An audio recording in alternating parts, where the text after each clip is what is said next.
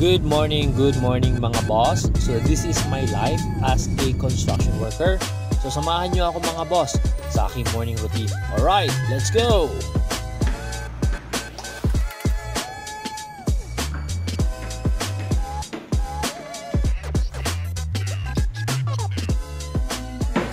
Good morning, dolls.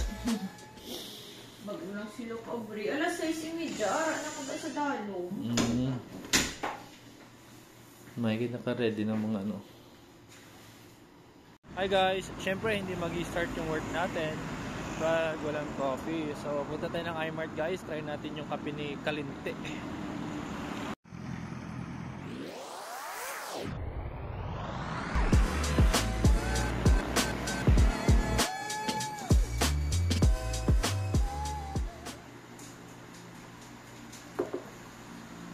Kaya kamusta daw ako sa wala pa na tirawan. Try ka ng kape ni Kalinte, kung ano na. Be, try tabi nga wala creamer, be. Abaw! Wait pa, ba? Perte! Nangulinte again. No, so pagkatapos natin mag-office, so diretso na tayo sa site para mag-check ng mga trabaho ng mga workers natin.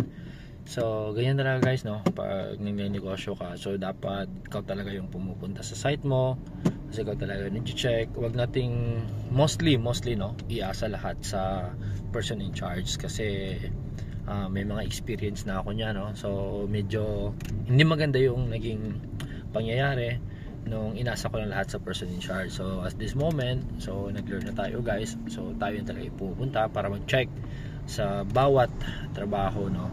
So, yun, medyo hassle lang pero kailangan para iwas talo sa negosyo. Babu!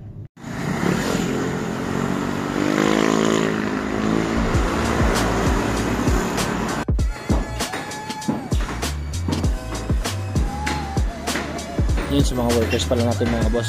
Make sure natin na naka-dress sila tapos naka-hard hat.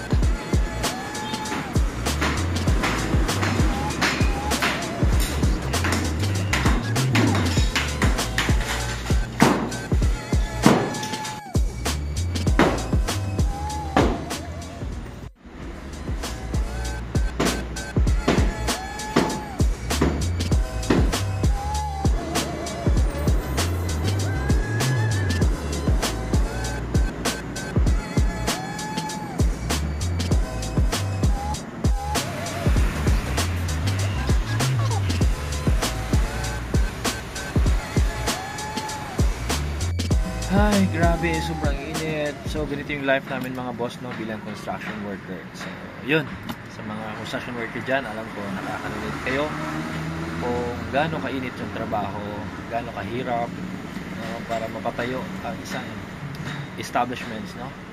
Saludo